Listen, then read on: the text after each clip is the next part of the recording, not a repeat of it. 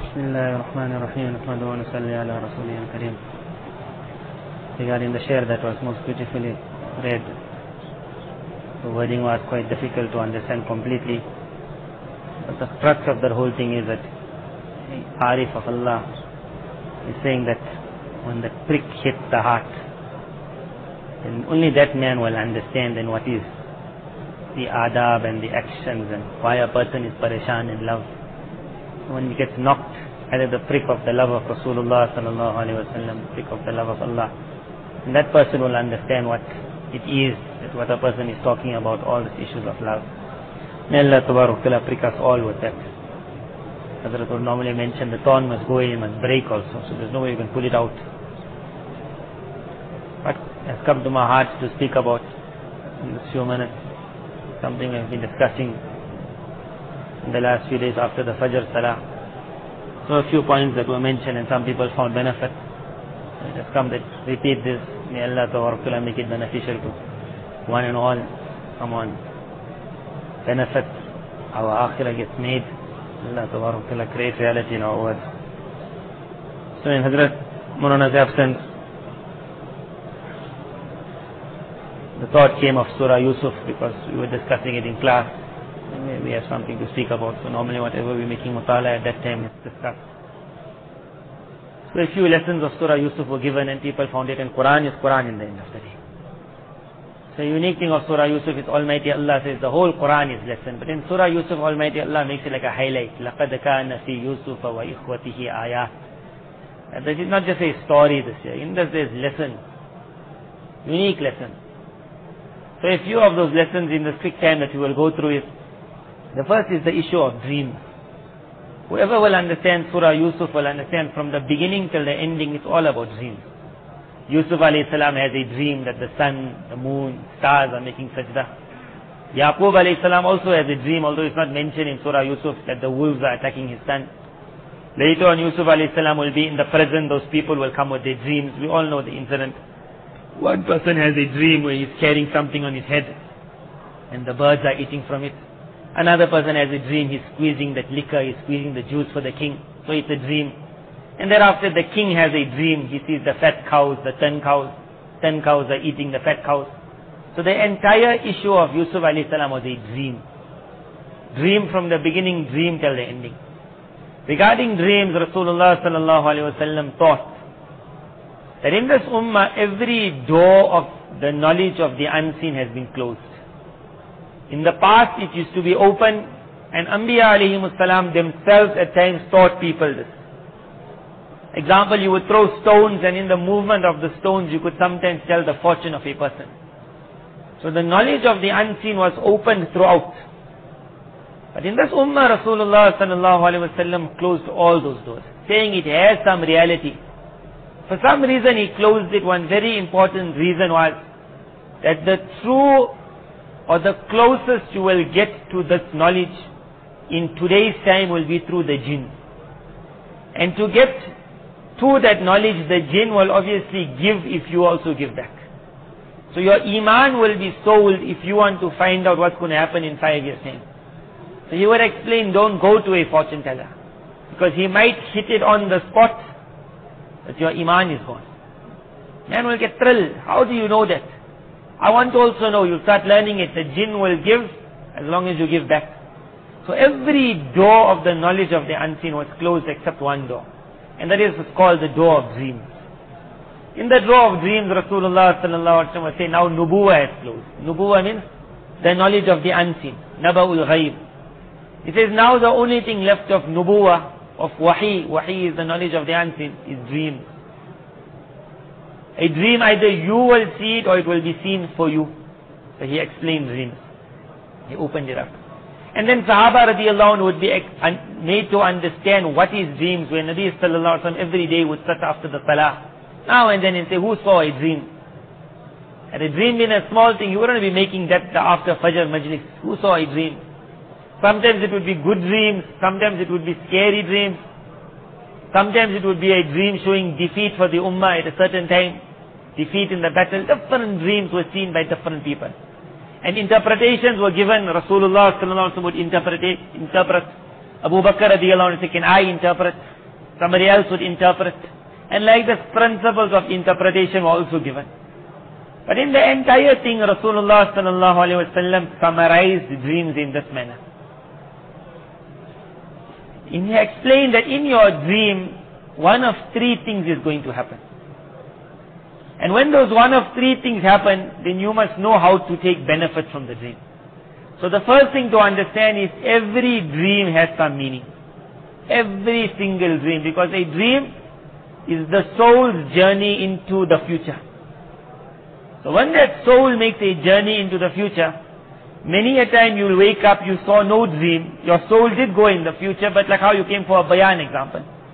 So you come for the bayan, you sit, but because you weren't looking for something, when you go home, your wife will say, what you heard? You say, I can't remember. Not that nothing was said, but you never took notice because it wasn't bothering you. So majority of the time, you will sleep without your soul even remembering what happened. Otherwise, your soul makes a journey. Then there will be times when your soul will make a journey, and something you were thinking of during the day. Because you were thinking of it, what people call istikhara. Someone made istikhara, he's saying, oh Allah, I don't know what to do. And istikhara doesn't mean asking for a dream. This is man's misunderstanding.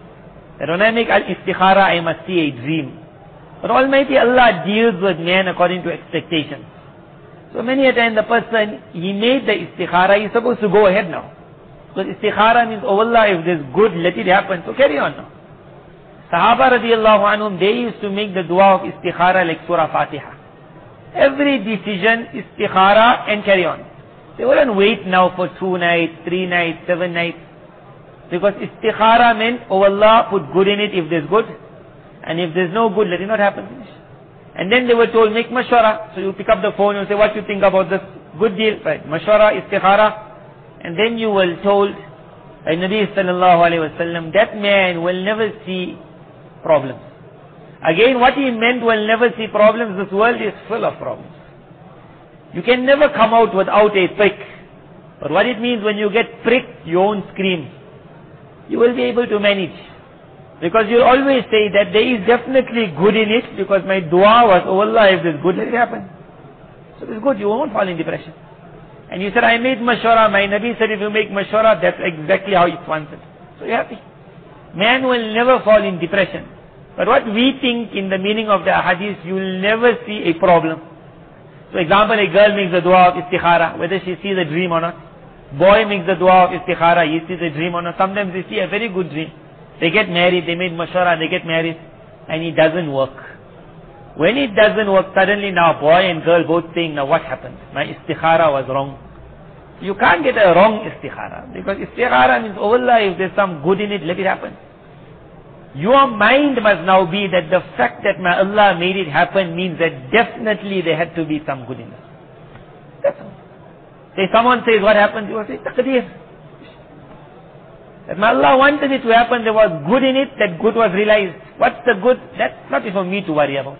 Maybe one child was born, one day he's going to change the whole humanity. But I'll never fall in depression. Why? Because I know that there's definitely some good in it, although I can't see it at the moment. But now that person is waiting for a dream because he thought about it during the day. For example, a Sahabi heard we have to call the people to Salah. So what's the method? So he's thinking about it. How to give a call. Something you're thinking about. You want to make a business deal, you're thinking about it. A lot of things we think about during the day. So now when your soul will make its journey into the unseen, into the future, into the world of mithal, where realities are being put in a different form. So as your soul moves around like an aeroplane and it starts looking, sometimes it spots that position what you were thinking about. When it spots it, it focuses. And it tries to get an understanding of what you were looking for. So that was called, sometimes in your dream you will see what you were thinking of during the day. Does it have a meaning or not? It has to have a meaning. That's why the dream, the soul saw it there. Exactly what the soul will see now, it will never understand properly, because that is a world where things are not clear cut. But some indication will be shown. Some indication will be shown. And just now we'll come to why did Almighty Allah make it like this? That you can go into the unseen and see. So you got an indication. Thereafter, shaitan is man's enemy. He's never going to leave man. So even when man is sleeping, shaitan will still come and irritate. So when that soul is sometimes making journeys and looking for what it wants, you will get shaitan also. And shaitan will direct the soul to look at something else. Say, look there at that. And he will make the soul also look at a reality, not a lie. The soul will also look at some other reality, but through the command of Allah, shaitan is allowed to sometimes direct the soul's attention to a place where the soul, if he had missed it, would have been better. Because now the soul looks at that and is looking, and in that he sees, example, someone's going to die. Now people are reading Quran, there's a khatam taking place. And that soul's worrying, and shaitan is, which is called takhweefu shaitan. That shaitan wants you to become scared. Again, that thing got reality. The soul saw it. Someone has to die. Because whether you saw it in your dream or not, people have to die in the world. You don't need a cat to cry to make someone die. You don't need to see a dream. If granny has to pass away, she'll pass away whether you had the dream or not. But Nabi sallallahu alayhi wa sallam now gave a guideline. He said, when shaitan will focus your attention to that scary part, and you will see a khatam taking place. And you wake up at night and you worry, and your wife says, what's wrong? And the first thing is, don't mention it. The reason when you're going to mention it, and the next morning your wife is going to say, I think daddy is going to pass away. You phone him. Daddy is not passing away now. He could be passing away after 5 years, could be 10 years. All it was that shaitan directed your attention to make you scared. See? Otherwise when it happens, it's going to happen, isn't it? When daddy passes away, everyone, inna lillah. But Nabi sallallahu alaihi wasallam said, when that dream you see, don't narrate it to every person. Because what's going to happen, if you're going to narrate it, what shaitan wanted to happen is going to happen. So a lot of people, what they think this means is that daddy will pass away. Daddy has to pass away. But what shaitan wanted to happen is, from today you will kill daddy. You will phone and you will tell your sister, you know what, I think she's going. Now the sister will phone, you say, my husband had a dream, you're on your way out, you better start preparing. Daddy now is well, all of a sudden next day she got fever. Because she heard, she still was going to pass away after 1.5 years. Dreams don't change life. But for 1.5 years, daddy is going to be dead until she dies. And when she dies, everyone says, you see, the dream was right. So I said, don't fall for shaitan's trick. What's going to happen, happen. The most you do, wake up, fattu. In that fat, what you're telling shaitan, you're not in charge of taqdeer. Allah is in charge. You can't make me scared. I am ready to see life as life comes. You can't make me scared. Get out. Nabi sallallahu alaihi wasallam said that the dream can't harm you. The dream can't harm you again never mean daddy can't pass away. Daddy has to pass away. But the dream mustn't harm you. You must be positive in life. So shaitan will direct you towards realities also. But his job is to make you scared. Almighty Allah, why does He allow the soul to sometimes see that scary thing? Although shaitan wants to make you scared, so the hadith said don't become scared. Almighty Allah wants you to become prepared, not scared. Prepared, Nabi sallallahu alayhi wa sallam understands that tomorrow is the battle of Uhud. Battle of Badr was won outright. So Sahaba radiallahu anh do not understand something called defeat. Because they understand we are on haqq now, there is no way, angels are coming down. If we were only a small amount and we defeated a huge enemy tomorrow, there's no question. Had the battle of Uhud been fought without them being prepared to see a defeat, a lot of them would have been shocked more than what they did get shocked. Before the battle, Nabi sallallahu alaihi wasallam prepared them. Because I had a dream. And in the dream I saw, and he explains, I saw things that showed that there will be martyrs tomorrow. A lot of martyrs. So after it happened, in every Sahabi, it was in his mind that Allah already told us. We prepared for it. That we already shown. Now if you see, example, it's going to be a car accident. You don't wake up and telling people, hey, don't drive now. Any day the accident can take place. Rather be prepared. The hadith is that the dream is telling you, although shaitan wanted you to become scared, Allah wants man to be positive. Al-mu'minu al-qawi khayrun wa ahabbu ila Allah min al-mu'min al-da'if. Qawiyya and da'if. Qawi means a man who's strong of faith, not strong of muscle. And then you get another believer who's weak. He gets scared very fast. Mention a man who's strong. He is much more closer to his creator than the one who's weak. Both got khair in the ending. Both got good. But Allah wants to see a man who's not scared of shaitan. In the manner that shaitan wants to scare you. He said, I believe in my Allah. But what it is, be prepared. So you saw a car accident, don't get scared now there's going to be an accident. Give some sadaqah, make some dua, and at the same time say, why did my Allah show me death? Everyone has to die. But the reason why He showed me death is telling me, oh my servant, you're not prepared to die. Maybe your will is not right at the moment. You might die. Rasulullah sallallahu alaihi wasallam, after the battle of Uhud, passed away about 8 years later. But in the battle of Uhud, the news spread that he had passed away. And Sahaba radiallahu anh went in a panic. And verses of Quran came down to explain that what would have happened if the Nabi of Allah had to pass away. What was the purpose of that whole thing? The purpose was to prepare them that 8 years down the line when it really happened, you were already prepared from beforehand.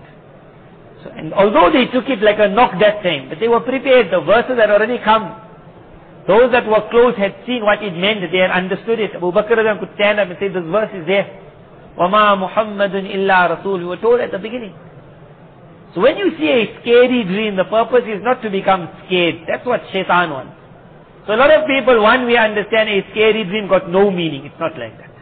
And another one we understand is, you must become scared with a scary dream. It's also not like that. And another one we understand, if you don't tell anyone your scary dream, it can't happen. It's also not like that.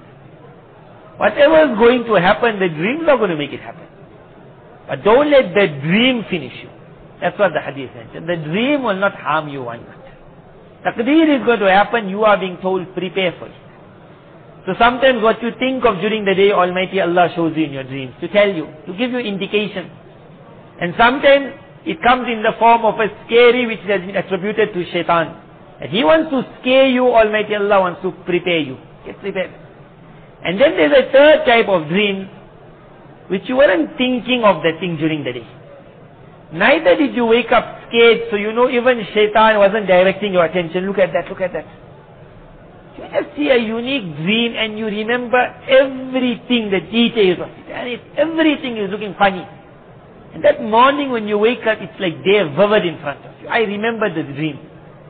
That dream had no relationship with what you were thinking of during the day. Neither is a relationship where you can say, I know shaitan was also directing me to make me scared. So that dream in the hadith has come, that dream, understand it, is direct from Rahman. The other true dreams are also from Allah. But this dream got a direct link, meaning there's no relationship with anybody else. In that dream, Almighty Allah also wanted to show a unique thing to man. Nabi Yusuf alayhi salam's dream was of this kind.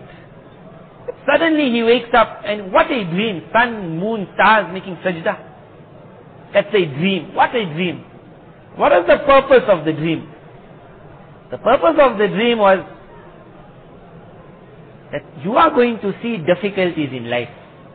From a young age to an old age. And throughout, whenever you are going through that difficulty, you're going to be separated from your father. You are going to be put in the bottom of the well. You are going to be taken as a slave. You are going to have to work in a house and then you're going to find the woman of the house is acting very nasty towards you because you're not giving in. Then you are going to be wrongly accused and go to prison. Years and years you will never see your family. But throughout all that difficult times, remember this one dream. This dream will keep you always. You will always think something my Allah had showed me at that time is going to happen one day. And when it happened, the first thing Yusuf alayhi salam says to his father, oh my father, this is the dream I had seen. Yes. Meaning that dream was always in his mind. No matter what problem. So a lot of times dreams is bushra. Bushra means a glad tiding for a believer. Now why does a believer need glad tidings? A believer needs glad, Quran comes, glad tidings for the believers. But when it comes, when it tells him, oh believers, you'll have to make a lot of sabr. And in this world, you'll have to make a lot of sabr, give glad tidings to those ready to make sabr. Whenever you see a dream, remember that dream that my Allah is showing me something. That dream will either be preparing you for life. Because in life problems are going to come. You can't run away. But my Allah worried about me so much, He put that dream, He showed me. Or my Allah wants me to change the direction of my life. So what a dream I saw. I saw one alim in the dream. It just, how many non-Muslims accepted Islam because of a dream? In the dream they saw a certain man looking country to country until they eyed, this is the man. How many fasiqs became salih because of a dream?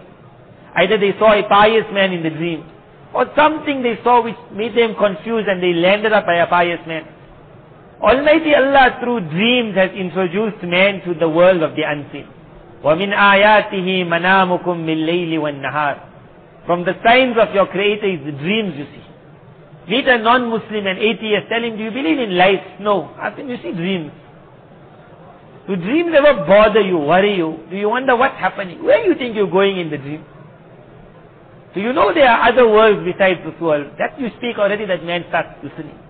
Because everyone sees dreams. And in dreams, many people's lives open up. So Yusuf alayhi salam's entire story revolves around the dream. The beginning dream and moving through dreams.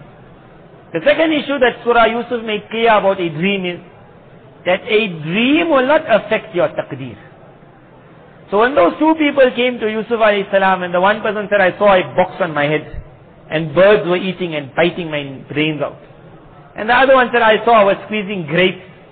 So Yusuf alayhi salam said to the one that, you're going to be found guilty of trying to poison the king. That's what they were imprisoned for. And you will be hung and the birds will come and they will tear out your brains. And the other, he said, you're going to be lucky, they'll find you innocent, you go back and your job is to make the drink for the king, you carry on. So automatically you'll see on the one person's face happiness, and the other person you'll feel that he's unhappy. That why I must die, but he was in the ending responsible for it.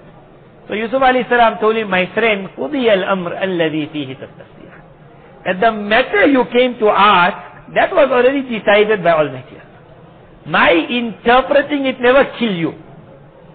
Had you not come in 3 days' time, you were still going to be killed. And you were still going to.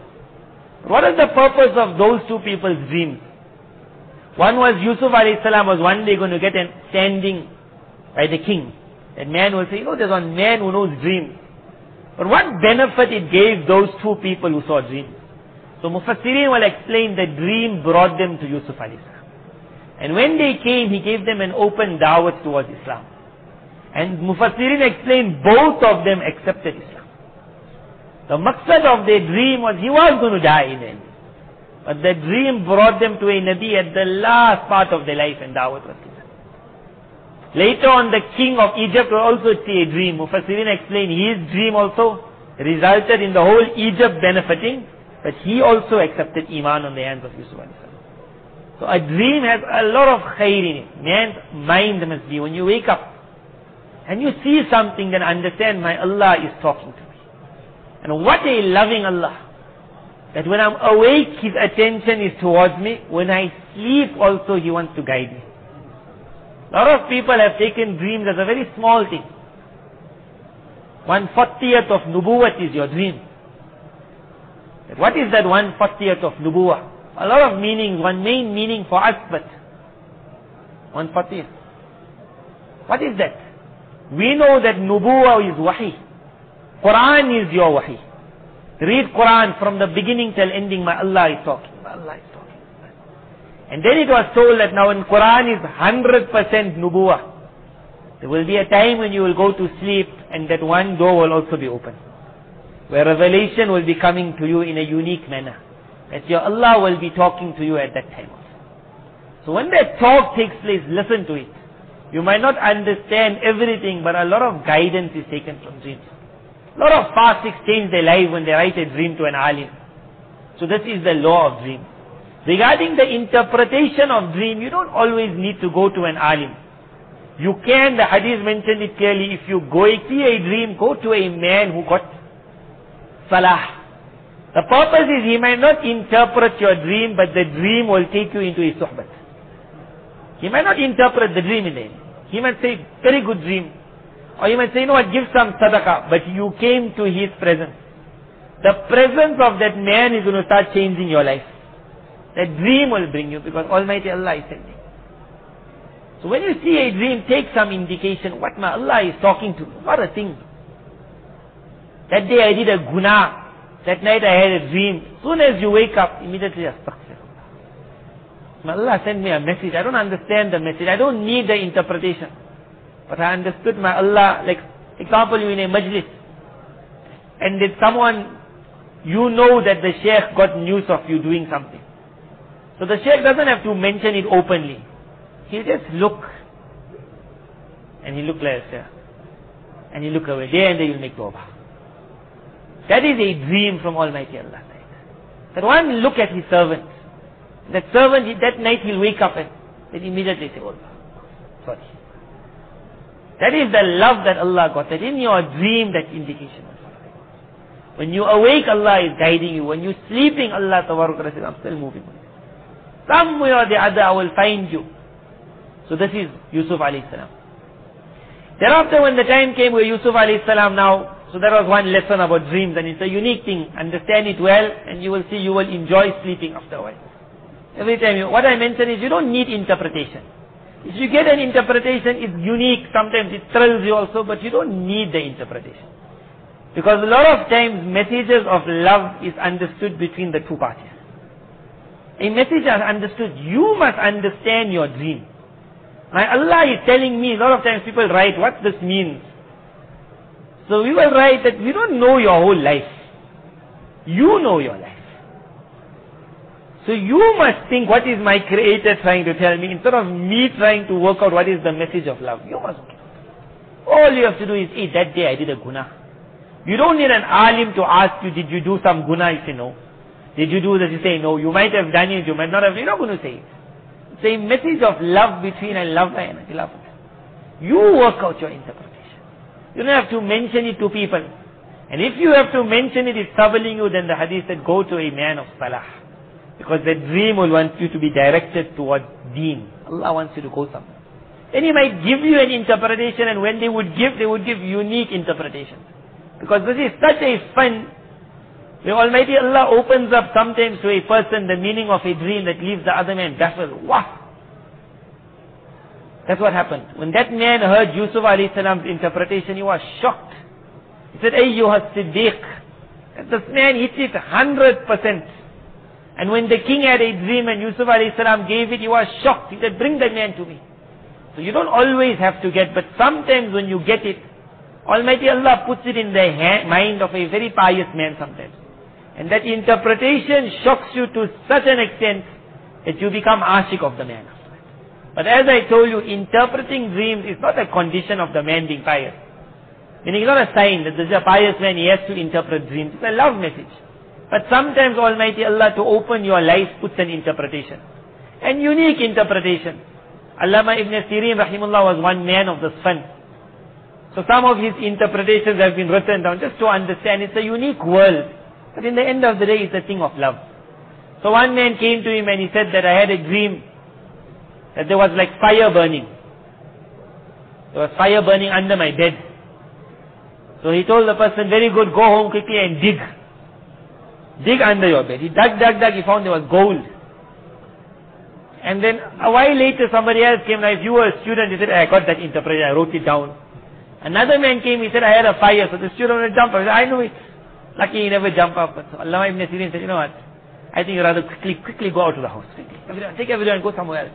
And within a few days, that whole house came down, it burnt. The house came down. So maybe someone noticed the two, so they asked him that this is like same dream. So he said he had to do with seasons. But again, Allah Pak puts it. There's no real principle in this. In the heart it was put at that time. He said because the one man saw the dream in summer. And in summer, heat doesn't benefit anyone. Fire. It harms people. So he saw it in summer. I told him, you know what? It seems problems are coming away. So you rather move out of your house, and that whole house was burned down. But the dream saved him in the end, and it would make him an ashik of this man. And the other man, he said he saw it in winter. In winter, fire helps everyone. So I understood under his bed there's something that's very beneficial. So let's go dig. He dug gold. Again, he never go for the gold. The dream brought him to Ibn Sirin. Made him an ashik of the man. Dreams are not meant to make you rich. Dreams are meant that indication from your Allah, come back to your Creator. Almighty Allah will sometimes send you, it's troubling, you go to an alim, then understand that my Allah wanted me to reach this alim. Not the interpretation in the end of the day. You must reach that alim and then benefit from the alim. So that was one lesson of Yusuf alayhi salam. Another lesson that comes in the incident, because there's no time now, just jumping. When the brothers told Nabi Yusuf alayhi salam that, you know what, we go for like a loaf, picnic. Every Sundays we going out, we enjoy our life. We go out, not Sundays, meaning they would go out. They needed Yusuf alayhi salam because they had a plan, get rid of the boy. Yaqub alayhi salam had seen his dream also, but as I told you, you can't change taqdeer, how Allah wants it. That dream prepared Yaqub alayhi salam. That in the dream he saw wolves coming for Yusuf alayhi salam, but he never see them devouring him. Because of that he was prepared throughout his life. He would always cry for Yusuf alayhi salam. The brothers say, are you mad? He's gone. That one dream would tell him, no, I think he's alive, sir. The wolves came, but they never bit. That one dream would prepare him, things are going to happen, get ready for it. And Yusuf alayhi salam's dream where he told, you know what, my son, Allah got big things in store for the family of Yaqub. That two dreams would keep him going till the ending. Crying on his musalla, Allah, when is the day, when is the day? And a time came where he told his sons, I think now the day has come. Go look for that boy. So the dream kept him moving. So when those brothers came to Nabi Yusuf alayhi salam, and they told him, we go out, we enjoy, why don't you tell daddy that he must send you out? So Yusuf alayhi salam was a young boy. So he went to Yaqub alayhi salam and said, daddy, please send me. There's so much of enjoyment on the side. Arsilhu ma'ana ghadan yarta' wa yal'ab. He'll enjoy his life. Yusuf alayhi salam said, why you want to stop me, daddy? So in that one lesson was given, that many a time you might not understand why your Allah stopped you from certain things. Like how Yusuf alayhi salam never understood why Yaqub alayhi salam never wanted him to go. But as soon as Yusuf alayhi salam left his house, and he came out of that protected garden, and he was now in the hands of his brothers, at that time he screamed, Yaqub, oh my father, but now you out. Now you will say, hey, I knew why my father wanted me at home. A lot of times Almighty Allah doesn't let certain things happen in your life. And your dua is, oh Allah, make it happen. So there's nothing wrong with making dua. You have to carry on begging of Allah. That is called dua. The unique thing of a dua is when Allah listens to dua, not when Allah fulfills the dua. The listening. But sometimes you're making dua for something years and years and you're not seeing it happening. So your condition is the condition of Yusuf alayhi salam. That you're saying just outside the house, oh my daddy, there's so much of enjoyment. And the father is saying that, just stay in the house. It's not for you. So when you don't see the dua, carry on making the dua. But as long as your father doesn't allow you to go out, be happy to be in. And the day when it happened, then be happy that now is the right time to go. Before this was not the right time. There will be certain du'as which will never be realized in your life. Never. Understand that was never ever going to be good for you. Thereafter when they took Yusuf alayhi salam, now we all know whatever they did to him, but finally they put him in the well. And the intention was never to kill him, so they would put him nicely in the well, and then they all said that now we will wait every day, one caravan will go, we will try, someone will find him, they'll take him away. And finally one day someone found him. And they even went up to the caravan, they said, this man is like a runaway slave, we don't want him also, and just pay some money, and they sold him. But when they came back to Yaqub alayhi salam, obviously what's going to happen? You have to come back with some sad story. Hey daddy, what happened? But Quran only mentions things for some purpose. Obviously they were going to do that. That wasn't a thing Quran had to mention, they came home crying. That wasn't a thing to them, that's obvious. But Quran mentions it because Quran is for right till end. In the Quran describes the manner they came to Yaqub alayhi salam and the manner that Yaqub alayhi salam reacted.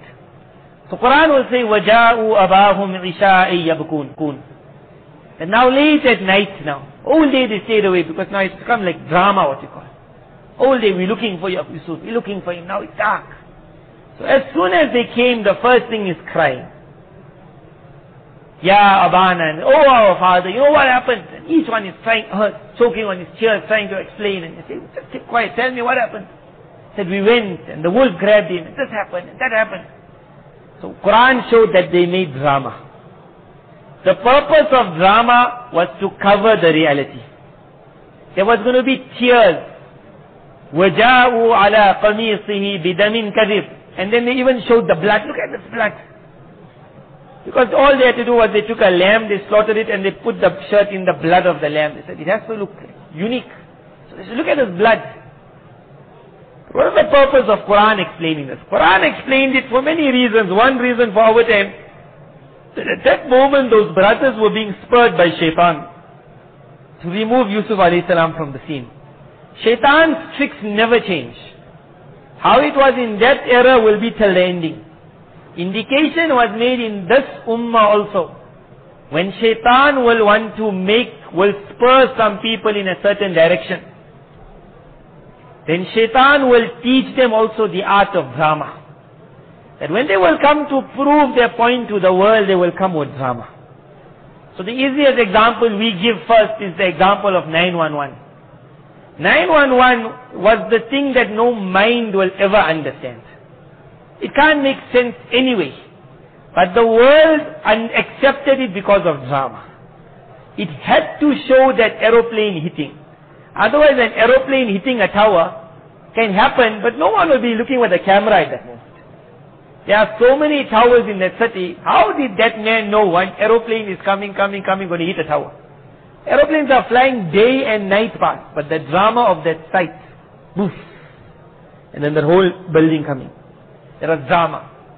So as soon as they put that blood in front of Yaqub alayhi salam, this was the teaching of a Nabi. Yaqub alayhi salam, he looked at the blood, he looked at the tears, and then he said, leave the drama, let's look at the proof. Leave the drama. So he looked at the proof, and he said, this is a shirt which is not torn. So very unique wolf this is. It bit the boy, but it never tore the shirt. That's all. What it was that whenever shaitan will attack you with drama, then you also have to have the eye of a Nabi. That is, okay, forget the drama, let me look at the story. Leave out the drama. Leave out the sentiments, leave out the tears, leave out the cry, leave out the blood. Look at the story. Whoever looked at 911 without the bang and without the smoke, then you would have seen that, you know what, one passport falling from the top of an aeroplane doesn't make sense. That passport which never tore was the shirt of Yusuf alayhi salam which was not cut. See, this is a unique passport. How did it survive? Yeah. That we all know. But why I'm mentioning it now is that in the month of Muharram there's another drama that takes place. And this is the drama what we call Karbala. Here again Quran gave indication that if you want to know what happened in Karbala, no problem. But look at Karbala in the eye without any drama. Look at the proof, don't look at the sentiments. You cannot look that on one side was Hussein radiallahu anh and the other side was Yazid, no radiallahu anh. That is sentiment. You can't look who are the two parties. Once you look at that, immediately you're going to reach a wrong decision. You have to say that there is Mr. A and Mr. B. Explaining this, Quran gave another indication. Nabi Dawood alayhi salam, he was the judge of the world. At one time, it wasn't his time of giving judgment. So as an imtihan and to teach Dawood alayhi salam the principles of judgment, two people landed up. It was angels. They were giving him an imtihan and they were giving him ta'aleem. A Nabi is thoughtless. So Dawood alayhi salam was shocked where you came from. Because you can't just walk in. So the man said, don't worry where we came from, we're not going to harm you. I just want to know one thing quickly. That you know me, I only got one animal. And my brother got 99. And now my one animal he also wants to take it. And obviously when he would ask it with like that sad face. So Dawood alayhi salam said, that's the problem with all rich people. They can't let the other guy just... So there and there the two angels said, As-salamu alaykum. There and there Dawood alayhi salam is looking that something happened there. And immediately he falls in sajda. And then verses come, Oh Dawood, we have made you our Khalifa on earth. So whenever you're going to make a decision in life, make sure everything is first put in place. What wasn't put in place first is, it wasn't the majlis for a decision. You were supposed to tell them, give me time to think about it. And the second thing, you never gave Mr. B a chance to talk. You can't make a decision on Mr. A's story. In the incident of Karbala, we have heard the story because we know that on one side is Hussein radiallahu anh and the other side is Yazid Jahannami.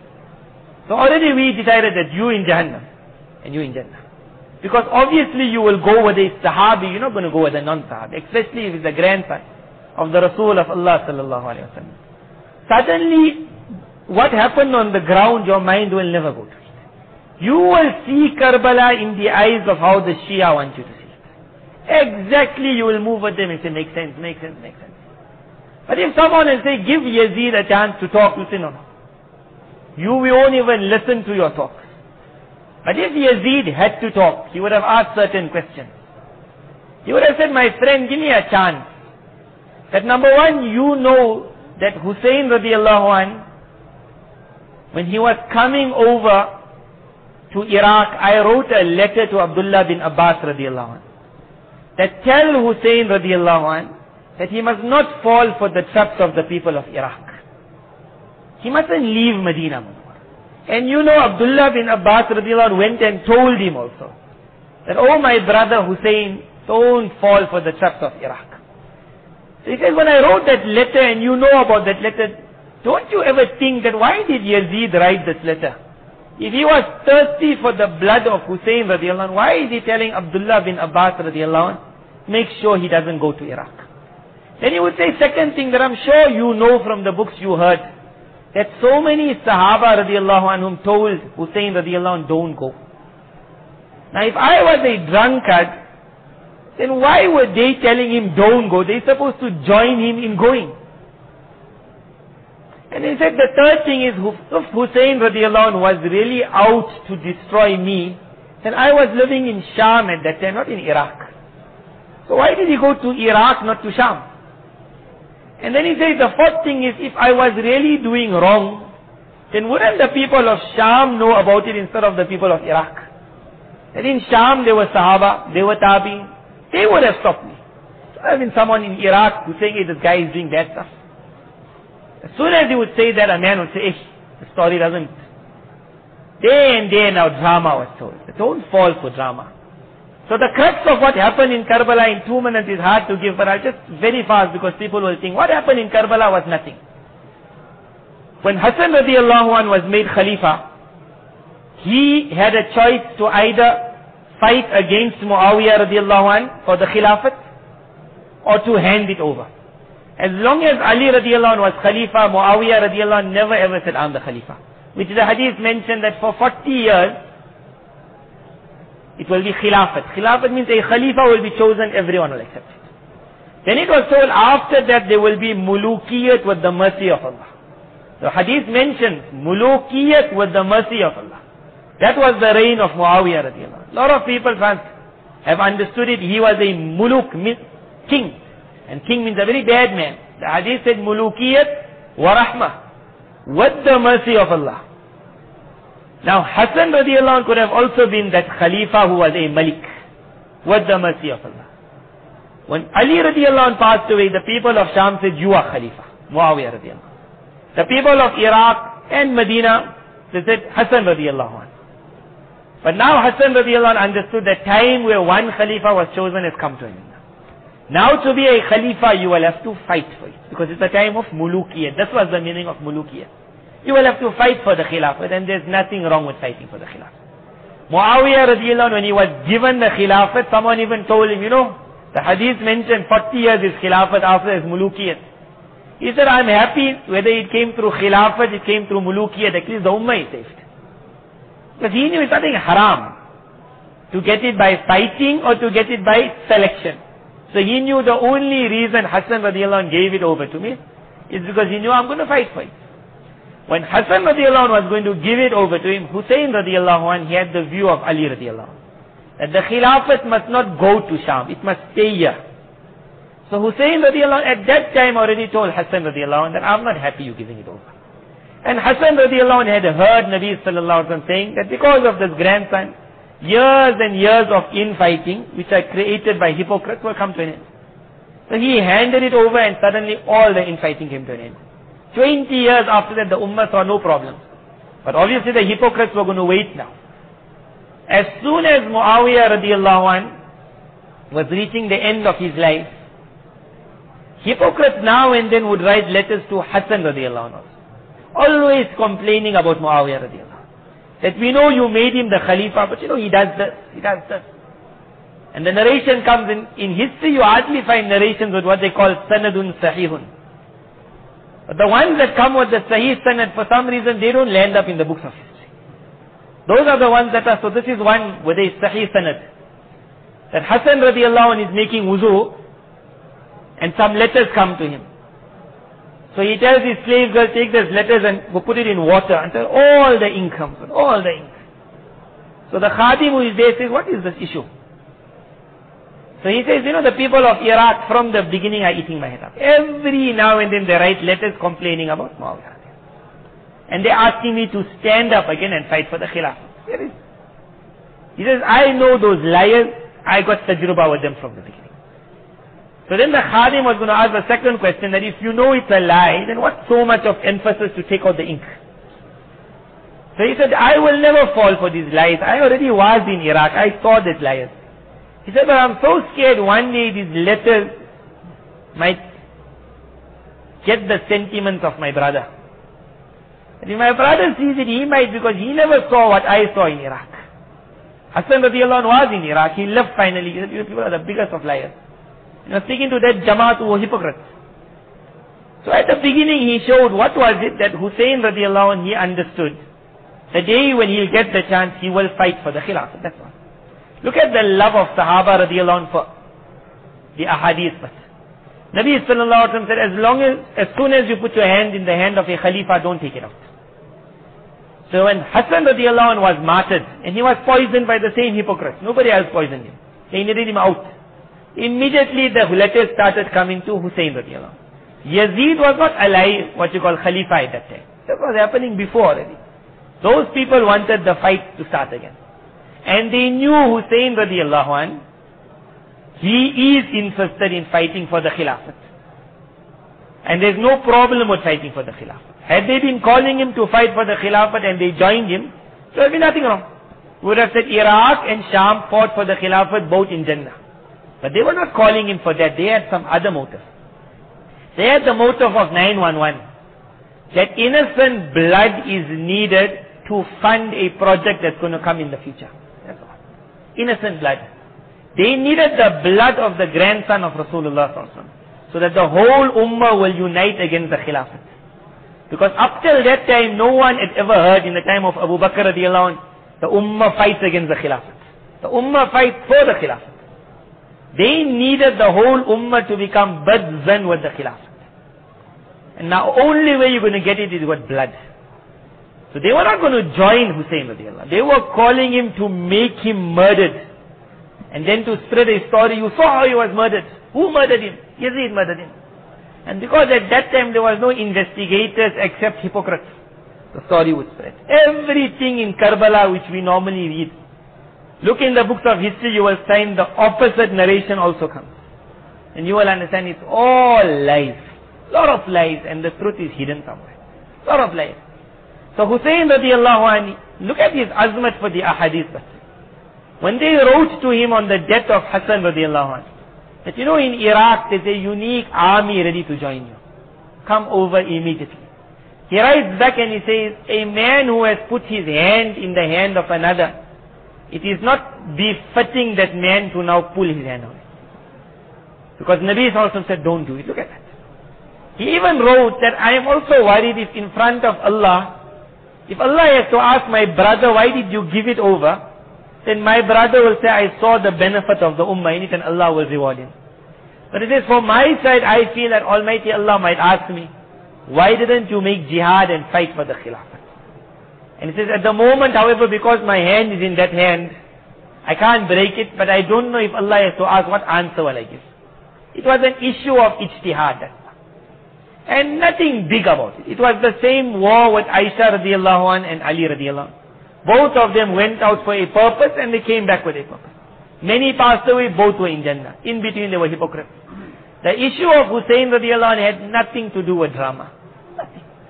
It was a man who felt that if I got an army, so he wanted to make sure in Iraq, are you really true to your word? So as long as Muawiyah radiallahu anhu was the Khalifa, he said that my hand is already stuck in his hand. But he said if Muawiyah radiallahu anhu passes away, I will not take bayat to somebody else. At that time, if you people write to me that you are ready to fight for the Khilafah, by all means, and there is nothing wrong fighting for it. And as soon as Muawiyah radiallahu anhu passed away, that was the issue. All the letters that came, not a single letter would write Yazid is a drunkard, Yazid is an adulterer. That story came later on in life, after Yazid passed away. At that time it was that you know what, we are in Iraq, even Nu'man bin Bashir, who's the Sahabi, we have broken completely for him. We got nothing to do with him, we won't even perform salah behind him. We got no leader. The whole Iraq has united behind you, we're waiting for you, we got no leader. That is why the Sahaba radiallahu anhu, when they heard Hussein radiallahu anhu going, they asked him that no problem fighting for the Khilafat. But are you sure the people of Iraq are really going to join you? Because they did the same thing to your father, they did to your brother. I think it's a lie. Many Sahaba told him, Abdullah bin Abbas radiallahu anhu, Abdullah bin Umar radiallahu anhu, most likely. One of the two, they told him a different strategy. They said, why don't you write to the people of Iraq that you all bring your armies to the foot of Medina, and then I'll join you from here and we'll go to Sham. Why must you go there? Let them come, then we'll see it. When I see it, I'll say they're speaking the truth. The only reason Hussein radiallahu anh never then go himself, and he sent his cousin Muslim bin Aqil, was for the same reason. That he writes to the people of Iraq, because of different people's consultation, I am sending my cousin to you people to find out are you all really truthful, that you all want to make bayat to me, or you're liars. That's all. And when Muslim bin Aqil reached there, then those hypocrites arranged it. They took him into a house and they told him we have to do things in secrecy because the government mustn't know, no one knows about it. And in that house, Muslim bin Aqil will narrate over 12 to 18,000 within those few days were coming.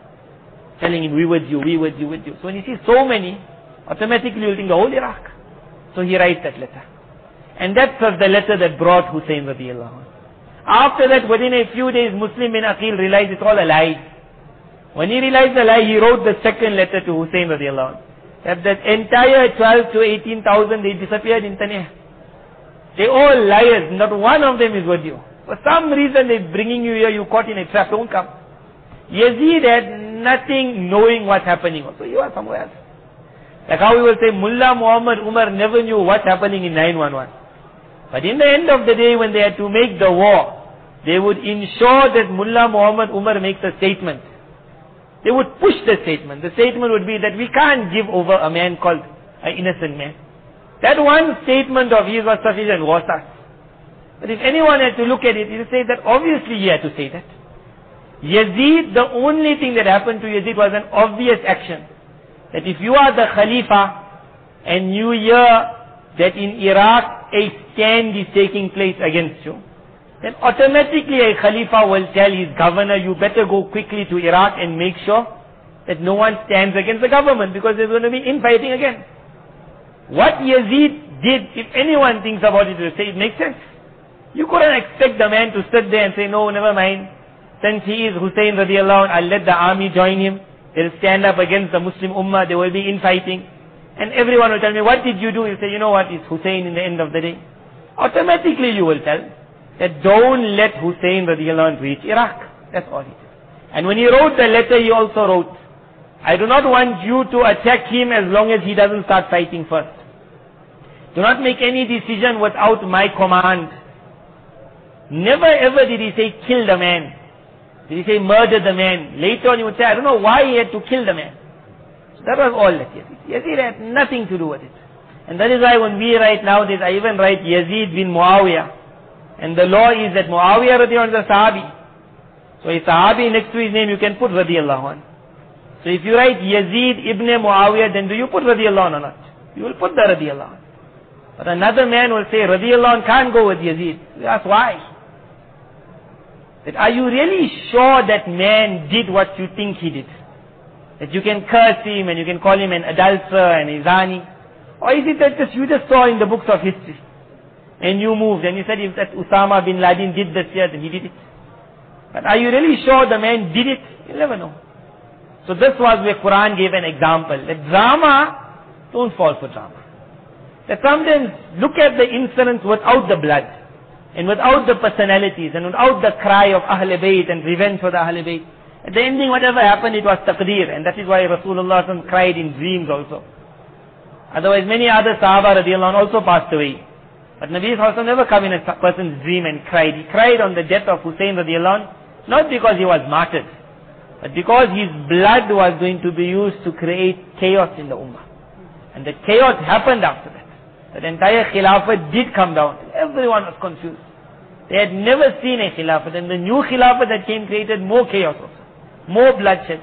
But Allah's hand is on the ummah, and what shaitan thought he was going to get out of that blood, just before realizing it, Almighty Allah saved the ummah. And it never happened. That's why the ummah is still moving. We never saw what the intention was. Like if someone says 911 had a mission, that within 10 years there will be no Islam left.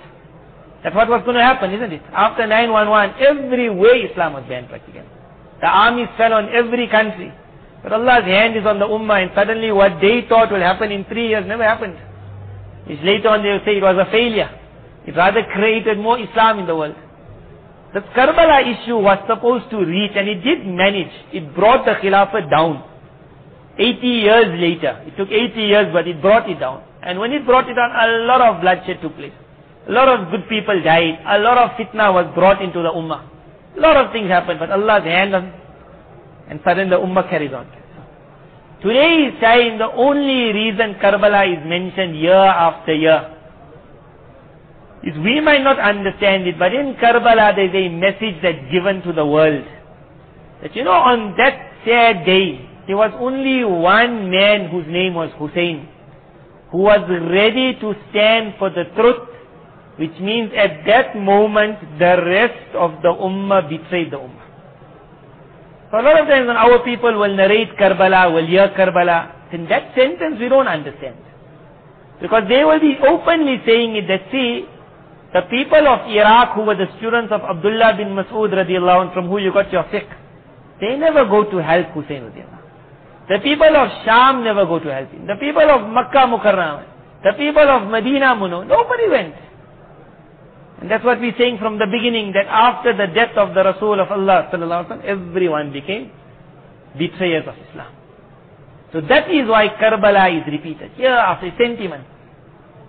When the man hears Karbala, automatically you become badzan, that where were the rest of the ummah? But Karbala, the way it's taught today, is drama. So Surah Yusuf said there's no drama in it. So Yaqub alayhi salam said, where's the proof? And he saw the proof, he said, this is a unique story, this doesn't make sense. بَلْ سَوَّلَتْ لَكُمْ أَنفُسُكُمْ أَمْرًا. You people are making up stories.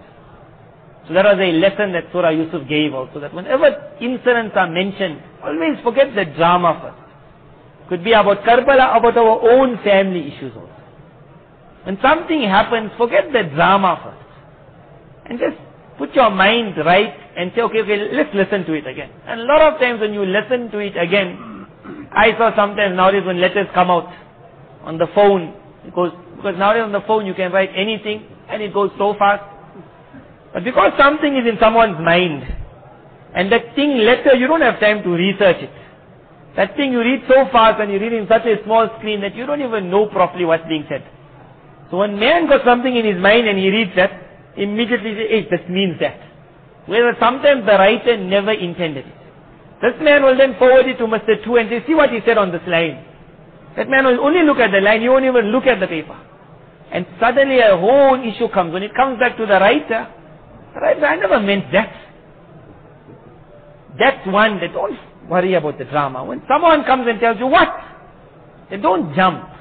At that moment you'll have to be like Yaqub alayhi salam. They put the proof. And when you look at it, then Quran will give guidance. That firstly, if the person who brings the news to you is someone who never saw the thing, then don't jump. And if it is a person who likes to narrate stories, then Quran mentioned, إِن جَاءَكُمْ فَاسِقٌ بِنَبَإٍ. Whether he's a fasik or a man who doesn't always check up properly, then Quran says, you make sure you first check up. Don't just fall on some other innocent person. Check it up. And if you haven't got time to check up, then Quran gave another indication. That Quran said that is it not the right of a Muslim that he must always think good of another Muslim? That's the lesson Quran gave. That what is wrong with the Muslim? That when something is said about your own Muslim brother or sister, then instead of thinking good, you say, my brother, he can't do it. You say, no, he did it. Quran said, you can't carry on that. When the story comes, you must be the opposite. You can't have. Aisha radiallahu anha was accused of zina. At that time this lesson was given. But look at propaganda. At that time there were those Sahaba radiallahu anhu who couldn't say it on their tongue. But the propaganda was so strong, they also fell for it. Although the mind will say, how could she have ever made zina? Propaganda. If propaganda could make the people of that era understand that she did it, then obviously propaganda can make anyone in any era understand he did it, he did it, he did it. So Quran gave a message after that, don't fall for propaganda. And if even that you can't do, then Nabi gave another directive, La tasubbul amwat. That the man who died, you don't go jump on him. He already reached his akhirah. If he was good, he's good. If he was bad, he's bad. Got nothing to do with you. But why you must make your comments? Because it might not be your comment is correct. So guidance of Quran, that you worry of yourself. So whenever drama happens, don't jump. In that sense, if Quran said, forget the drama. Think to that. And if you can't make a decision, then you say, you know what, I haven't been created for this. Hasan Basri, rahimullah, they came to ask him, they told him, you were there when all the fitnas were happening. The battle of Jamal. So he gave an answer. He said, you see, although we were born in that era, but we were not present in the war. So he said, we were absent, they were present. They saw, we never saw. So what really happened on that day, they know, I don't know. But we'll never give that answer. We'll say, no, I know it. And everyone will give you 5 cents. The Quran gave that, don't jump. If you don't know, just say, I don't know. And propaganda won't spread. Allah Pak grant it. Whatever I mentioned, there's some benefit or the other. May Allah Tabarak Ta'ala bless us all with His love, with His ma'rifat, that prick of muhabbat. May Allah Tabarak Ta'ala grant us all. Wa akhiru da'wana.